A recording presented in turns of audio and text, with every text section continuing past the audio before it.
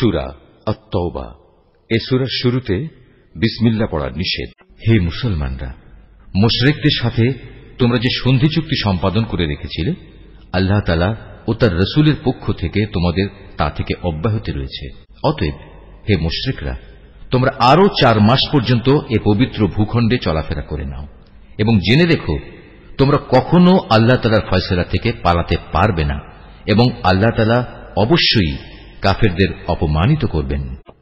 আজ মহান হজের এদিনে দুনিয়ার মানুষের প্রতি আল্লাহ তাআলা ও তার রাসূলের ঘোষণা এই যে আল্লাহ তাআলা মুশরিকদের সাথে চুক্তির বাধ্যবাধকতা থেকে মুক্ত এবং মুক্ত তার রাসূলও।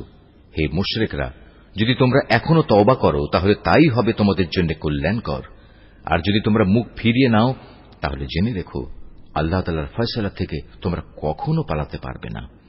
হে নবী, এরপরও যারা কুফরি করেছে তাদের তুমি এক কঠোর আযাবের সুসংবাদ দাও। তবে সেসব মুশরিকের কথা আলাদা যাদের সাথে তোমরা চুক্তি করেছ।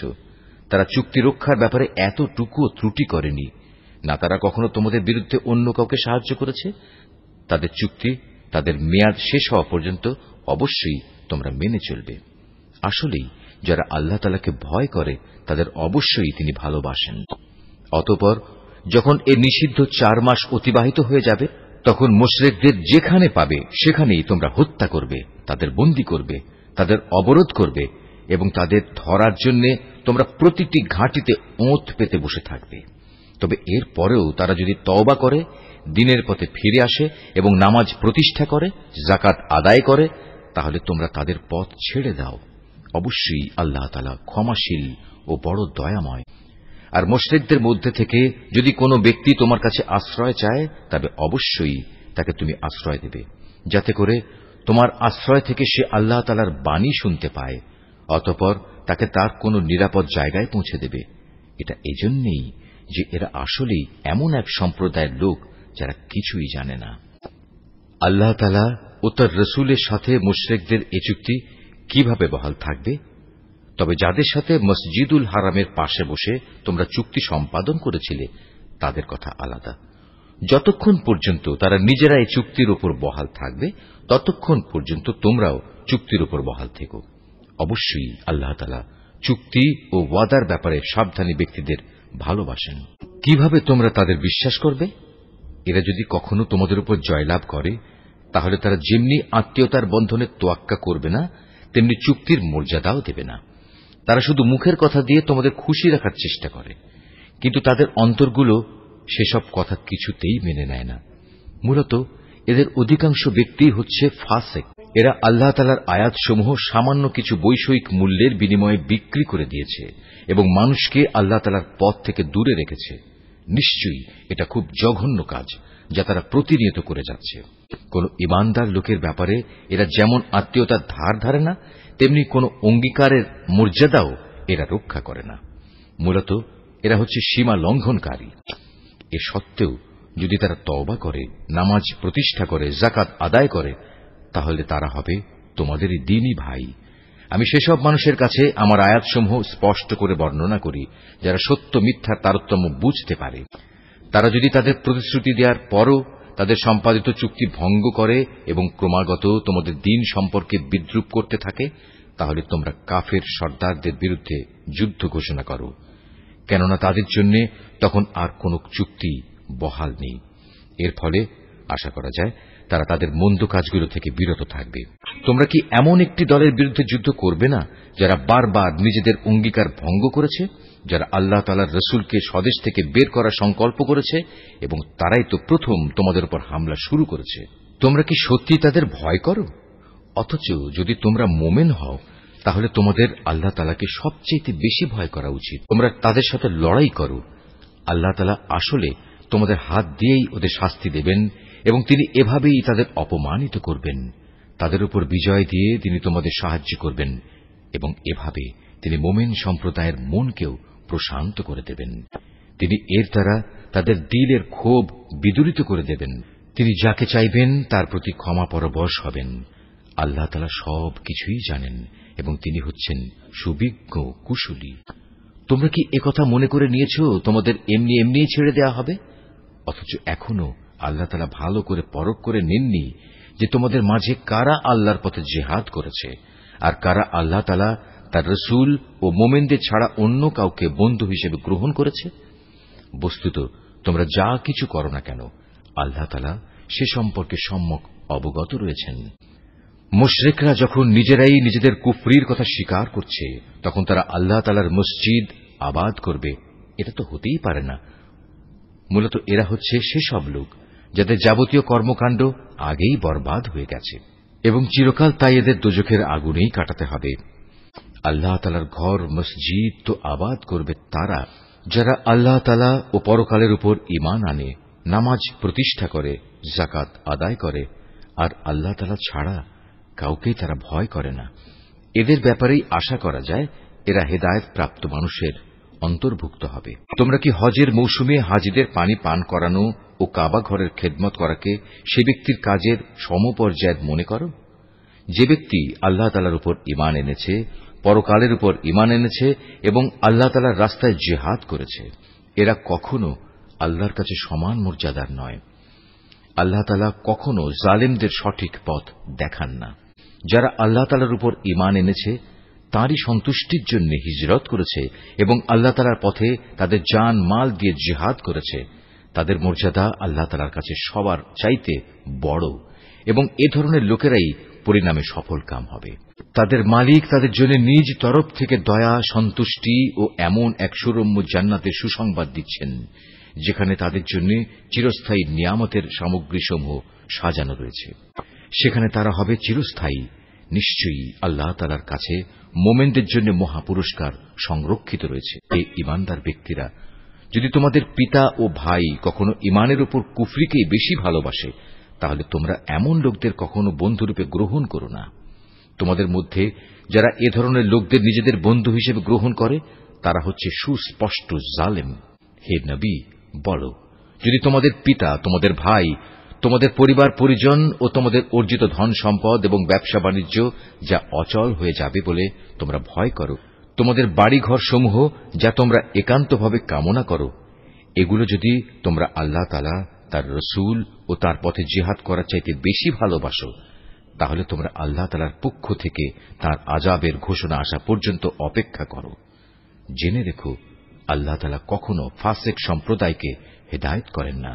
আল্লাহ তাআলা তো বহু জায়গায় তোমাদের সাহায্য করেছেন। বিশেষ করে হুনাইনের দিনে যে সাহায্য করেছেন তা স্মরণ করো। সেদিন যখন তোমাদের সংখ্যাধিক্য তোমাদের উৎফুল্ল করে দিয়েছিল, অথচ সংখ্যার এই বিপুলতা তোমাদের সেদিন কোনোই কাজে আসেনি। জমিন তার বিশালতা সত্ত্বেও তোমাদের উপর সংকুচিত হয়ে পড়েছিল। অতঃপর তোমরা একসময় ময়দান ছেড়ে পৃষ্ঠ প্রদর্শন করে পালিয়েও গেলে।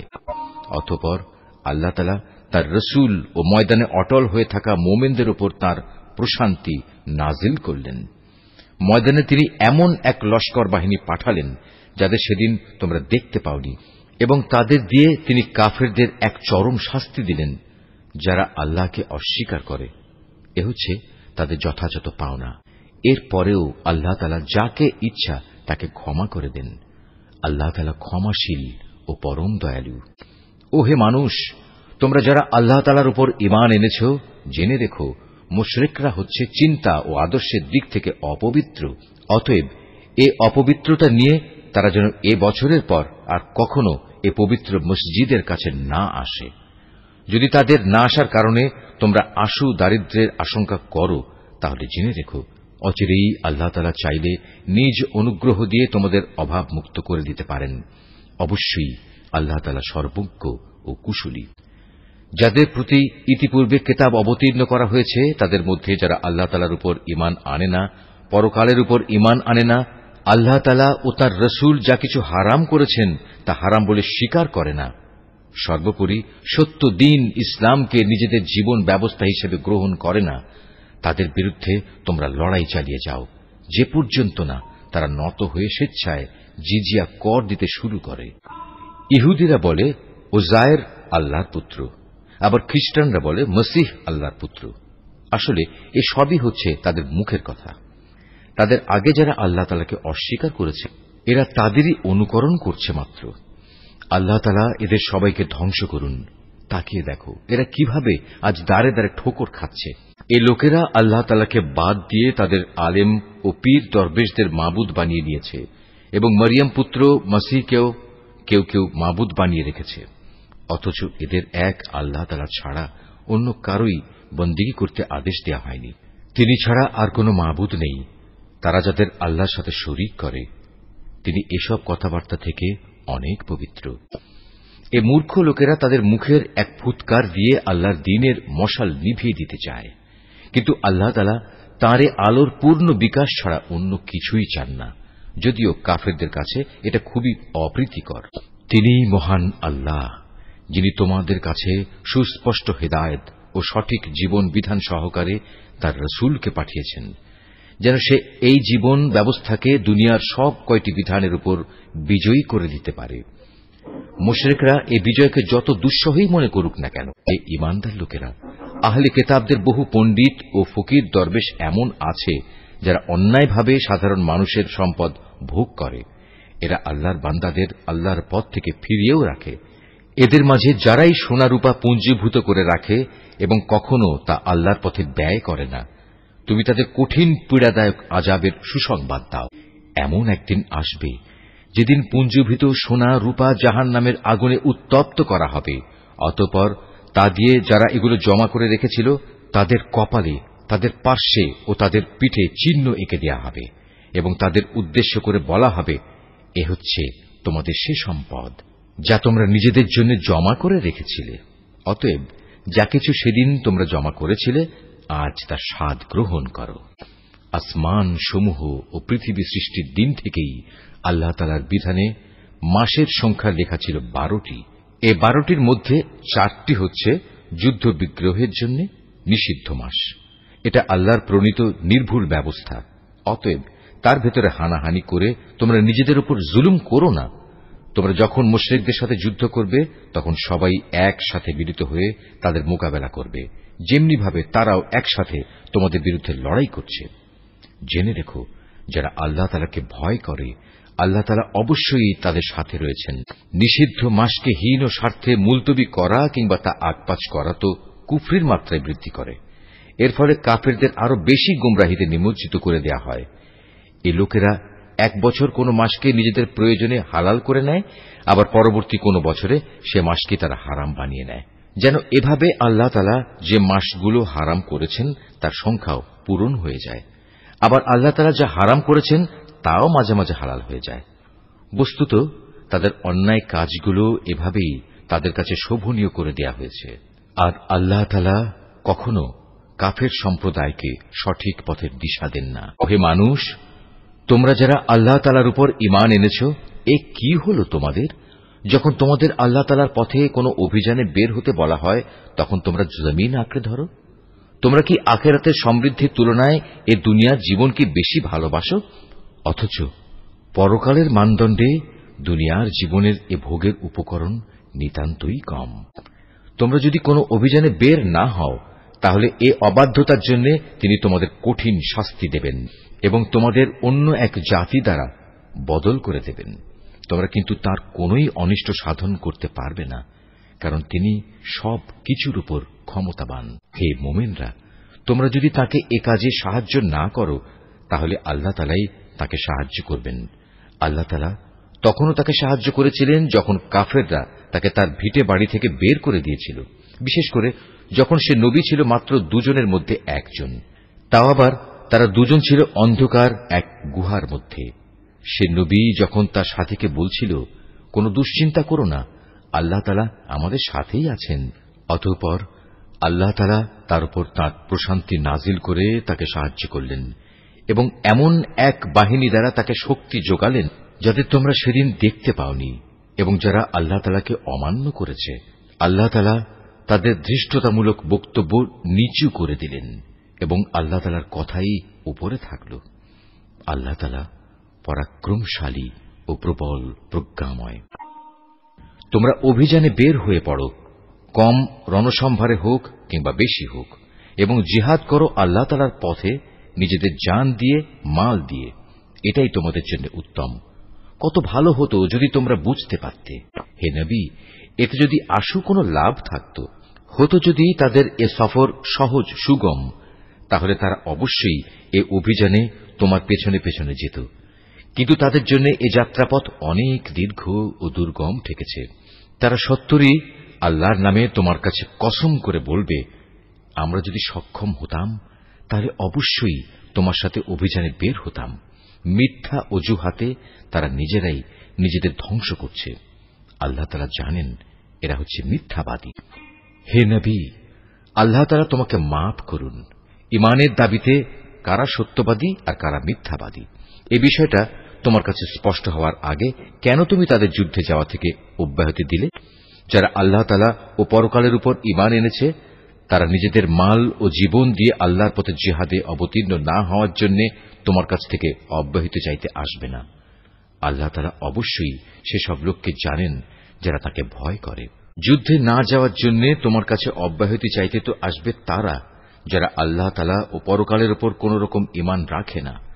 তাদের মন সংশয়যুক্ত আর তারা নিজেরাও সংশয় দ্বিধাগ্রস্ত থাকে। যদি সত্যি এরা তোমার সাথে বের হতে চাইত, তাহলে তারা সেই জন্য কিছু না কিছু প্রস্তুতি তো নিত, কিন্তু এদের যাত্রা করাটা আল্লাহ তাআলার মনোপুত হয়নি, তাই তিনি তাদের এ থেকে বিরত রাখলেন। তাদের যেন বলে দেয়া হল, যারা পেছনে বসে আছে তোমরা তাদের সাথে বসে থাকো। ওরা তোমাদের সাথে বের হলে তোমাদের মাঝে বিভ্রান্তি শুধু বাড়িয়ে দিত এবং তোমাদের সমাজে নানা রকম অশান্তি সৃষ্টির জন্য এদিক সেদিক ছুটাছুটি করত। তাছাড়া তোমাদের মধ্যেও তো তাদের কথা আগ্রহের সাথে শোনার মতো গুপ্তচর কিংবা দুর্বল ঈমানের লোক আছে। আল্লাহ তাআলা এসব জালেমদের অবস্থা সম্পর্কে সম্যক অবগত রয়েছেন। এরা এর আগেও তোমাদের মাঝে বিশৃঙ্খলা সৃষ্টি করতে চেয়েছিল এবং তোমার পরিকল্পনাগুলো পাল্টে দেয়া চক্রান্ত করেছিল। শেষ পর্যন্ত ন্যায় ও ইনসাফ তাদের কাছে এসে হাজির হল এবং আল্লাহ তাআলার ফয়সালাই চূড়ান্তভাবে বিজয়ী হল, যদিও তারা হচ্ছে এ বিজয় অপছন্দকারী। তাদের ভেতর এমন কিছু মানুষও আছে যারা বলে, হে নবী, এই যুদ্ধে যাওয়া থেকে তুমি আমাকে অব্যাহতি দাও এবং আমাকে তুমি কোন লোভনীয় বস্তুর মুসিবতে ফেলো না।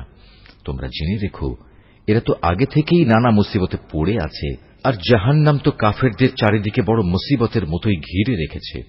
তোমাকে যদি কখনো কোনো কল্যাণ স্পর্শ করে তাহলে এতে তাদের দুঃখ হয়, আবার তোমার কোনো বিপদ ঘটলে তারা বলে, হ্যাঁ, আমরা এটা জানতাম, তাই আমরা আগেই ভিন্ন পথ অবলম্বন করে নিয়েছিলাম। অতঃপর তারা উৎফুল্ল চিত্তে তোমার কাছ থেকে সরে পড়ে।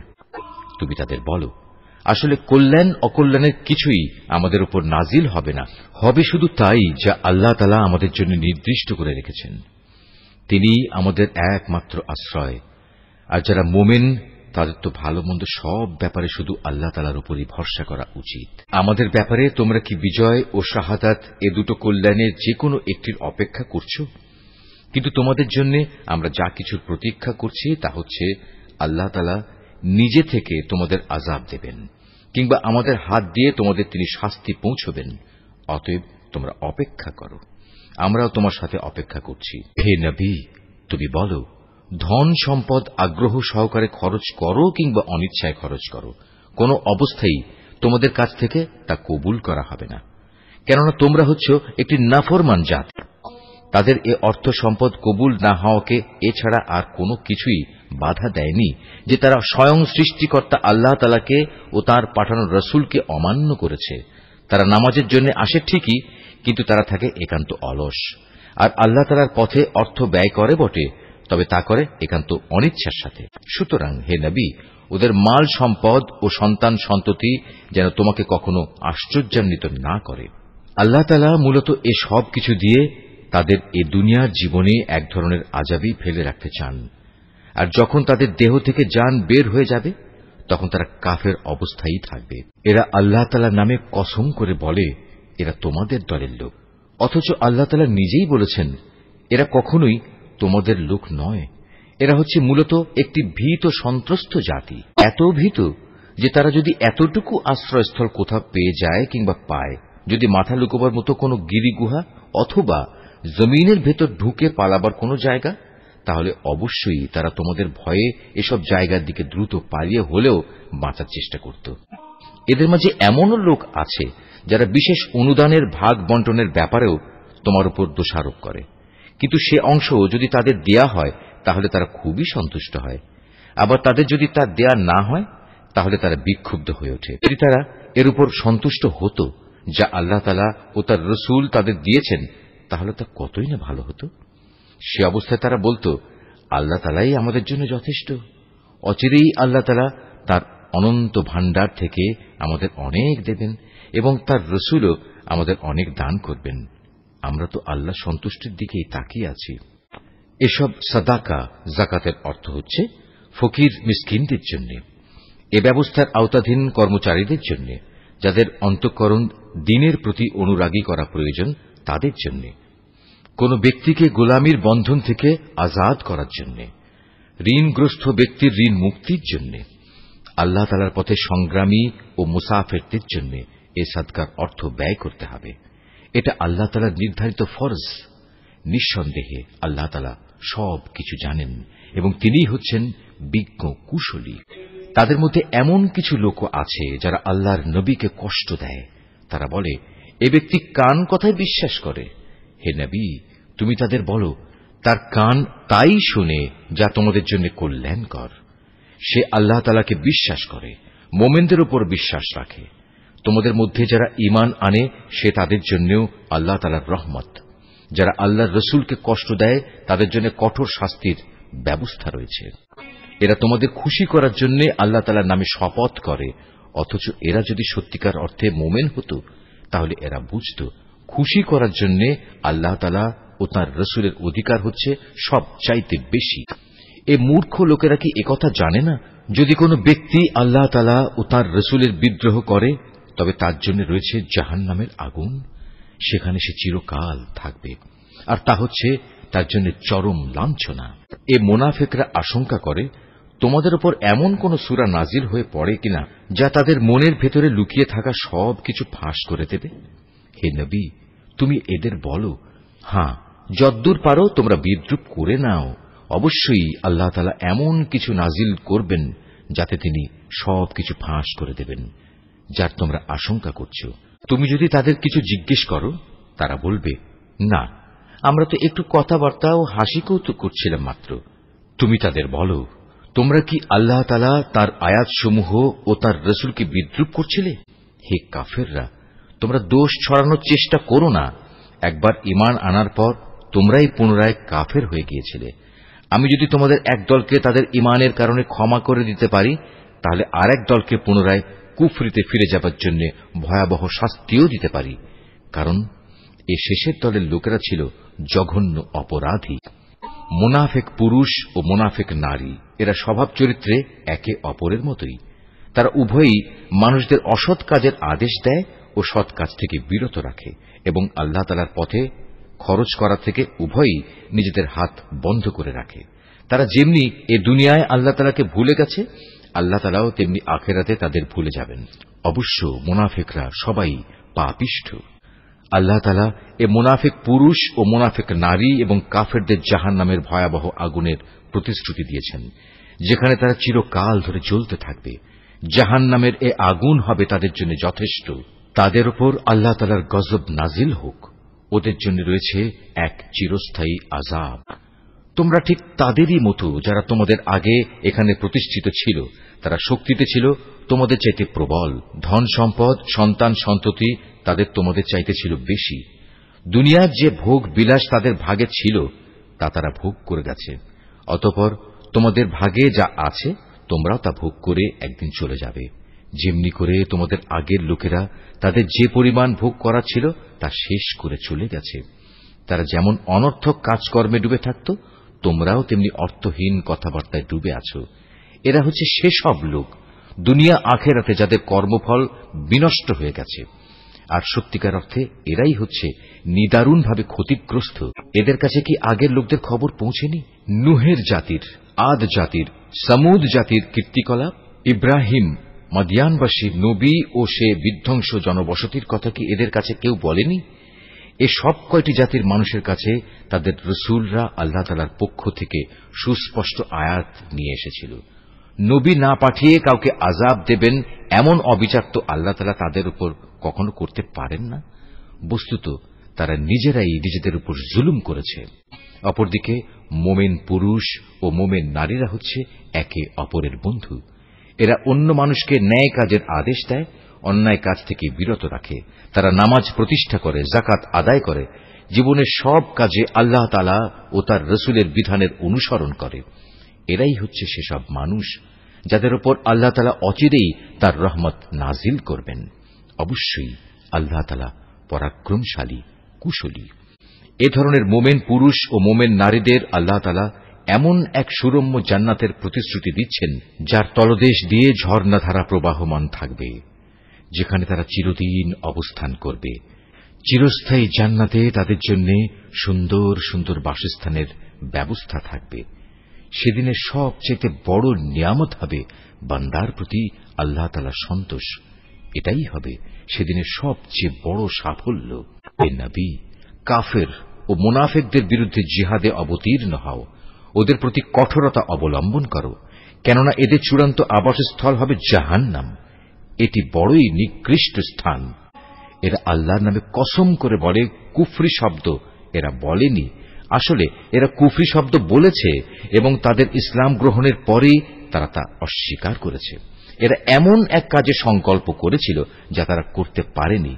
এর পরেও তাদের প্রতিশোধ নেয়ার এছাড়া আর কি কারণ থাকতে পারে? আল্লাহ তাআলা ও তার রাসূল নিজ অনুগ্রহ দিয়ে তাদের ধনশালী করে দিয়েছিলেন।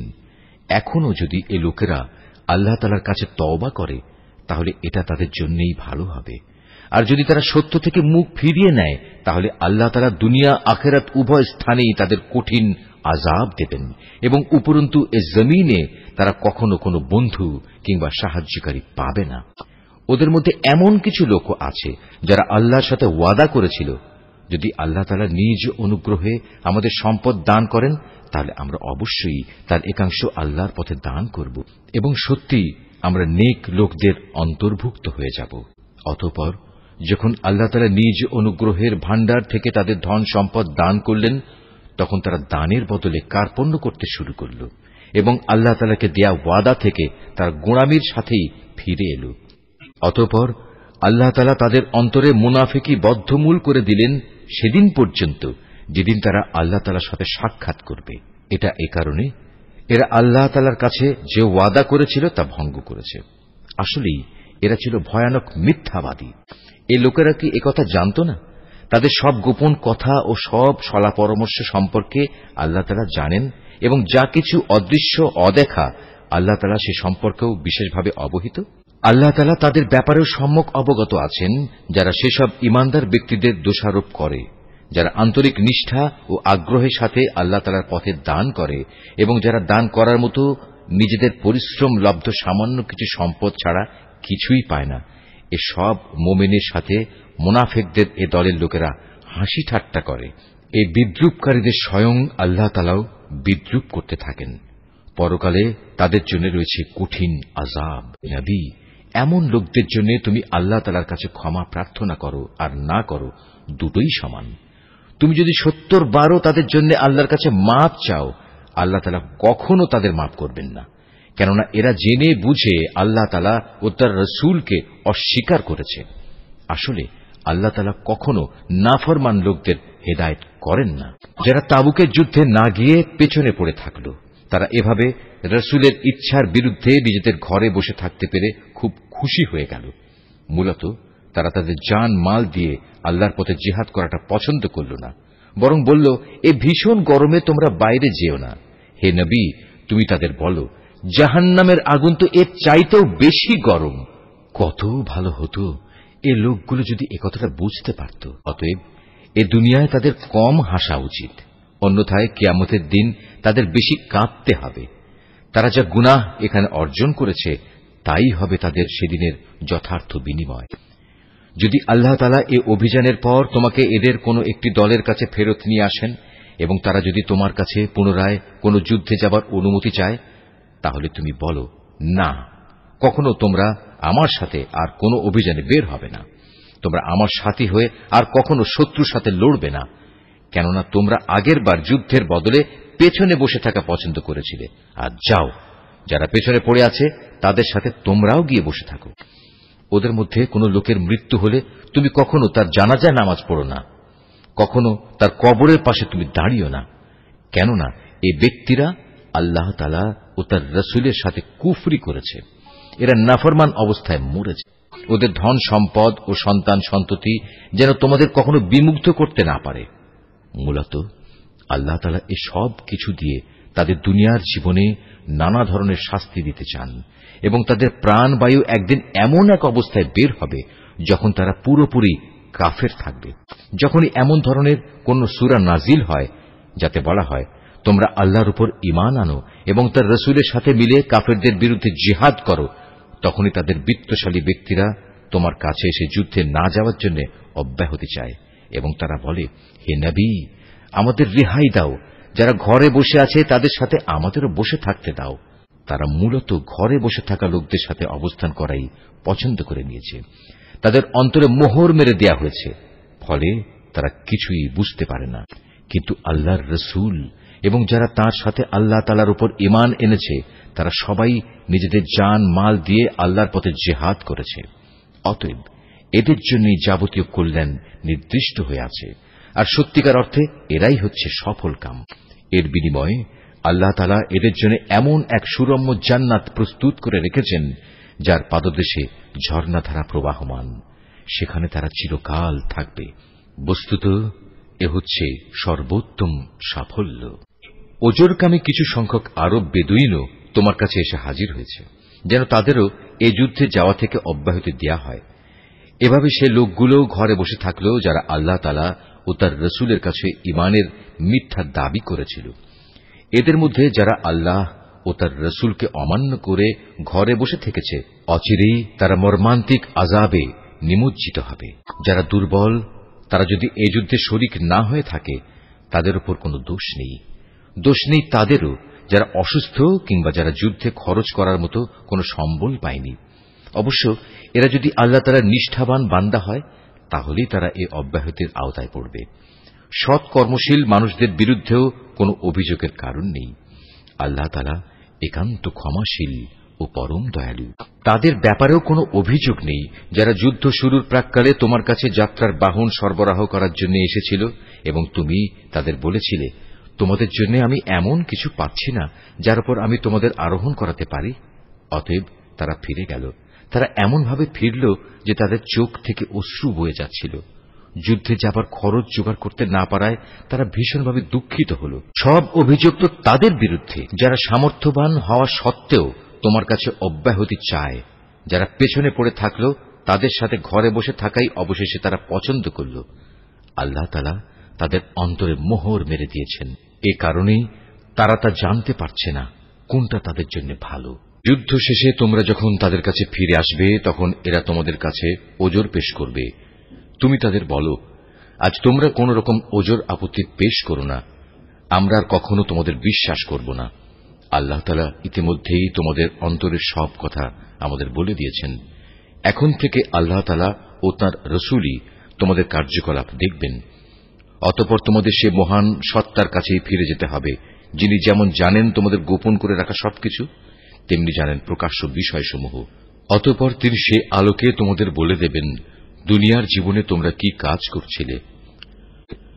যখন তোমরা তাদের কাছে ফিরে আসবে তখন এরা আল্লাহ তাআলার নামে কসম করে তোমাকে বলবে তুমি যেন তাদের ব্যাপারটা উপেক্ষা করো।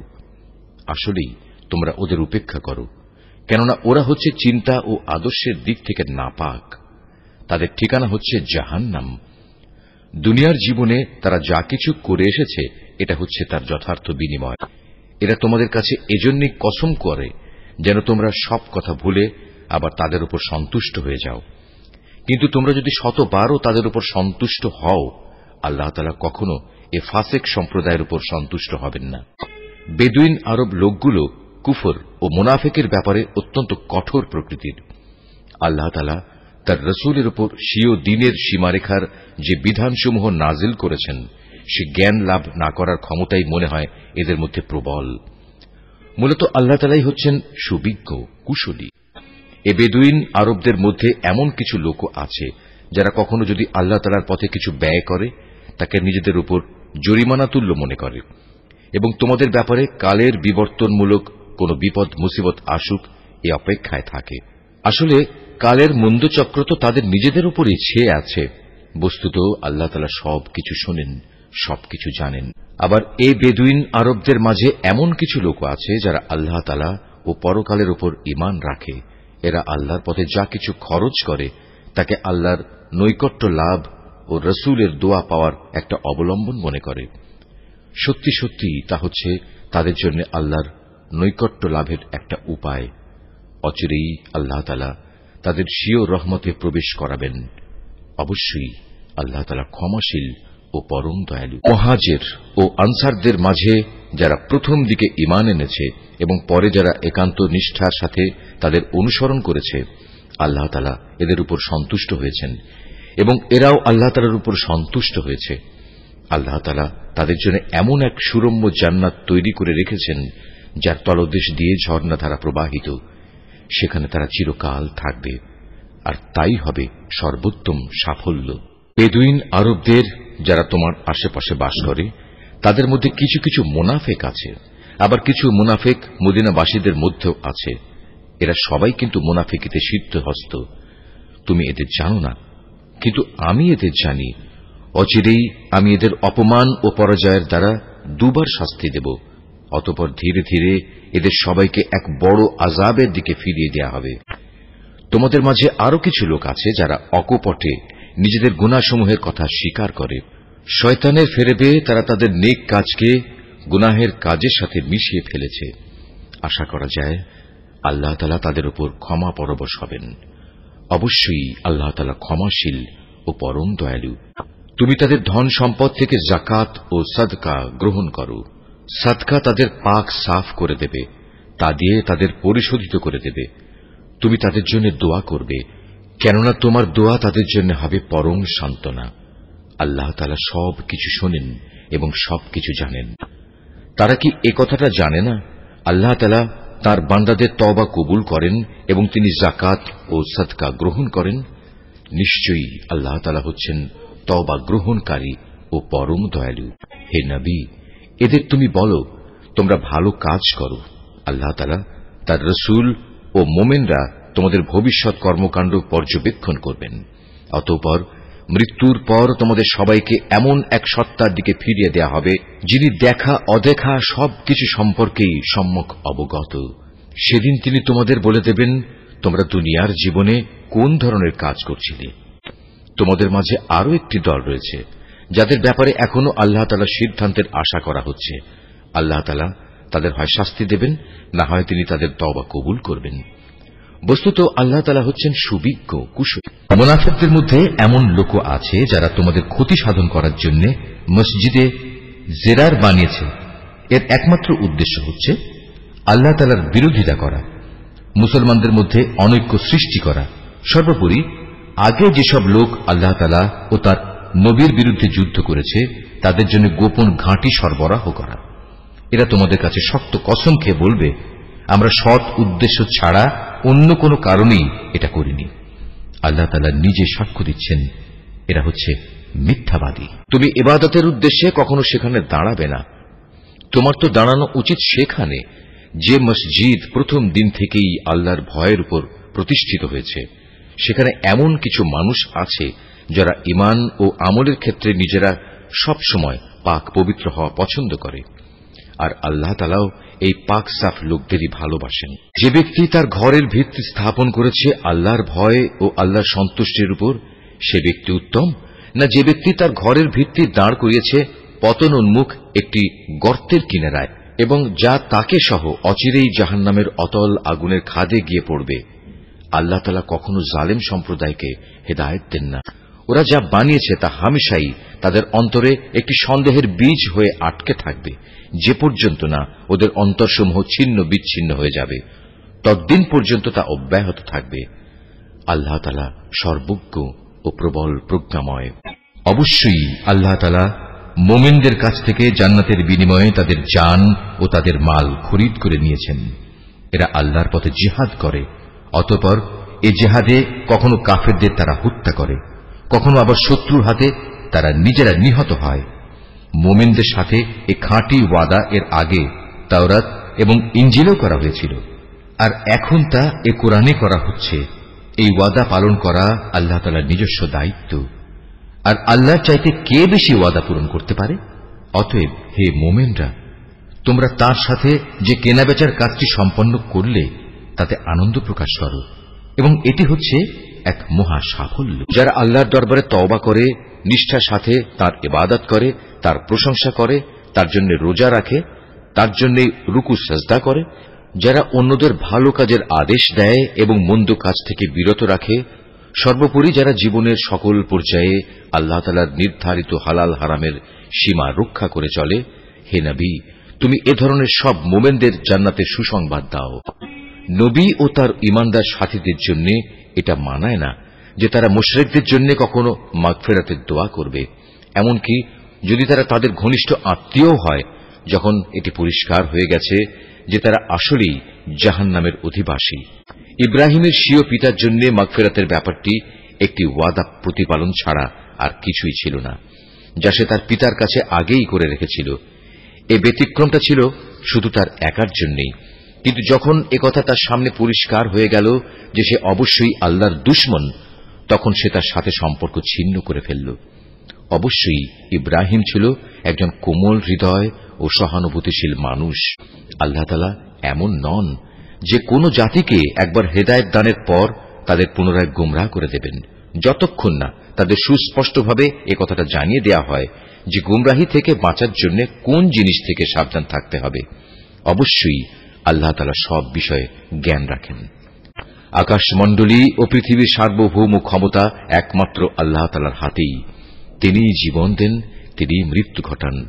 আল্লাহ তাআলা ছাড়া তোমাদের কোনো অভিভাবক নেই, নেই কোনো সাহায্যকারীও। অবশ্যই আল্লাহ তাআলা তার নবীর উপর অনুগ্রহ করেছেন মুহাজিরদের উপর, আনসারদের উপর, যারা একান্ত কঠিন সময়ে তার অনুগমন করেছিল, তাদের সবার উপর। এমনকি যখন তাদের একটি ছোট্ট দলের চিন্তা একটু বাঁকা পথে ঝুঁকে পড়ার উপক্রম হয়ে পড়েছিল, অতঃপর আল্লাহ তাআলা এদের সবার উপর দয়া করলেন। নিশ্চয়ই তিনি ছিলেন তাদের প্রতি দয়ালু ও অনুগ্রহশীল। সে তিন ব্যক্তির ওপরও আল্লাহ তাআলা দয়া করলেন, যাদের ব্যাপারে সিদ্ধান্ত মুলতবি করে রাখা হয়েছিল। তাদের অবস্থা এমন এক পর্যায়ে এসে পৌঁছল যে জমিন তার বিশালতা সত্ত্বেও তাদের উপর সংকুচিত হয়ে গেল। এমনকি তাদের নিজেদের জীবন নিজেদের কাছে দুর্বিষহ হয়ে পড়ল। তারা একথা উপলব্ধি করতে সক্ষম হল যে আসলেই আল্লাহ তাআলা ছাড়া তাদের আর কোনো জায়গা নেই যেখানে কোনো আশ্রয় পাওয়া যাবে। অতঃপর আল্লাহ তাআলা তাদের উপর অনুগ্রহ করলেন যেন তারা তওবা করে পুনরায় তাঁর কাছে ফিরে আসতে পারে। অবশ্যই আল্লাহ তাআলা ক্ষমাশীল ও পরম দয়ালু। হে ঈমানদার ব্যক্তিরা, তোমরা আল্লাহ তাআলাকে ভয় করো এবং হামেশা সত্যবাদীদের সাথে থাকো। মদিনার মূল অধিবাসী ও তাদের আশেপাশের বেদুইন আরবদের জন্য এটা সঙ্গত ছিল না যে তারা রসুলের সহগামী না হয়ে পেছনে থেকে যাবে এবং তার জীবন থেকে নিজেদের জীবনকে বেশি প্রিয় মনে করবে। আসলে এটা এজন্যে আল্লাহ তাআলার পথে তারা যে তৃষ্ণা, ক্লান্তি ও ক্ষুধায় কষ্ট পাবে তা তাদের নেক আমলের মধ্যেই শামিল হবে। তাছাড়া এমন কোন স্থানে তারা যাবে যেখানে যাওয়ায় কাফেরদের তাদের উপর ক্রোধ আসবে এবং শত্রুদের কাছ থেকেও মোকাবেলার সময় তারা কিছু সম্পদ লাভ করবে। মূলত এর প্রতিটি কাজের বদলে তাদের জন্য নেক আমল লেখা হবে। নিশ্চয়ই আল্লাহ তাআলা নেক লোকদের কাজের প্রতিফল বিনষ্ট করবেন না। এভাবেই তারা আল্লাহর পথে যা খরচ করে তা পরিমাণে কম হোক কিংবা বেশি, তা বিনষ্ট হয় না। এবং যদি তারা আল্লাহর উদ্দেশ্যে কোনো প্রান্তর অতিক্রম করে চলে, তাও তাদের জন্য লিপিবদ্ধ হবে, যাতে করে তারা দুনিয়ায় যা কিছু করে এসেছে, আখিরাতে আল্লাহ তাআলা তার চাইতে উত্তম পুরস্কার তাদের দিতে পারেন। মুমিনদের কখনো কোনো অভিযানে সবার একত্রে বের হওয়া ঠিক নয়। তারা এমন কেন করল না যে তাদের প্রত্যেক দল থেকে কিছু কিছু লোক বের হতো এবং দ্বীন সম্পর্কে জ্ঞানানুশীলন করত। অতঃপর যখন তারা অভিযান শেষে নিজ জাতির কাছে ফিরে আসত, তখন তাদের জাতিকে তারা আযাবের ভয় দেখাত। আশা করা যায় এতে তারা সতর্ক হয়ে চলবে। হে ঈমানদার লোকেরা, কাফেরদের মধ্যে যারা তোমাদের সীমান্তের কাছাকাছি রয়েছে তাদের বিরুদ্ধে জিহাদ করো। এমনভাবে জিহাদ করবে যেন তারা তোমাদের মধ্যে কঠোরতা দেখতে পায়। জেনে রেখো, আল্লাহ তাআলা হামেশাই মুত্তাকি লোকদের সাথে রয়েছেন। যখন কোন নতুন সূরা নাজিল হয়, তখন এদের কিছু লোক এসে বিদ্রূপের ভাষায় জিজ্ঞেস করে, এ সূরা তোমাদের কার কার ঈমান বৃদ্ধি করেছে? তোমরা বলো, হ্যাঁ, যারা সত্যি আল্লাহর উপর ঈমান এনেছে এ সূরা অবশ্যই তাদের ঈমান বৃদ্ধি করেছে এবং এর ফলে তারা আনন্দিতও হয়েছে। আর যাদের অন্তরে ব্যাধি রয়েছে এ সূরা তাদের মধ্যে আগের জমে থাকা নাপাকির সাথে আরো কিছু নতুন নাপাকি যুক্ত করে তা বাড়িয়ে দিয়েছে এবং তারা এ নাপাক ও কাফের অবস্থায় মারা যাবে। তারা কি দেখতে পায় না প্রতি বছর তাদের কিভাবে বিভিন্ন পরীক্ষায় ফেলে একবার কিংবা দুবার বিপর্যস্ত করা হচ্ছে? এর পরেও তারা তওবা করে না এবং বিপর্যয় থেকে তারা কোনো শিক্ষাও গ্রহণ করে না। আর যখনই কোনো নতুন সূরা নাজিল হয় তখন তারা পরস্পর চোখ চাওয়াচাওয়ি করে এবং ইশারায় একে অপরকে জিজ্ঞাসা করে, কেউ কি তোমাদের দেখতে পাচ্ছে? অতঃপর তারা হেদায়েত থেকে ফিরে যায়। আর আল্লাহ তাআলা তাদের অন্তরকে এভাবেই সত্য থেকে ফিরিয়ে দিয়েছেন, কেননা এরা হচ্ছে এমন সম্প্রদায়ের লোক যারা কিছু অনুধাবন করে না। হে মানুষ, তোমাদের কাছে তোমাদেরই মধ্যে থেকে এক রসূল এসেছে, তোমাদের কোন রকম কষ্ট ভোগ তার কাছে দুঃসহ, সে তোমাদের একান্ত কল্যাণকামী। ঈমানদারদের প্রতি সে হচ্ছে স্নেহপরায়ণ ও পরম দয়ালু। এর পরেও যদি এরা এমন কল্যাণকামী একজন রসূলের কাছ থেকে মুখ ফিরিয়ে নেয় তাহলে তুমি তাদের খোলাখুলি বলে দাও, আল্লাহ তাআলাই আমার জন্য যথেষ্ট, তিনি ছাড়া আর কোনো মাবুদ নেই। সমস্যায় সংকটে আমি তাঁর উপরে ভরসা করি এবং তিনিই হচ্ছেন মহান আরশের একচ্ছত্র অধিপতি।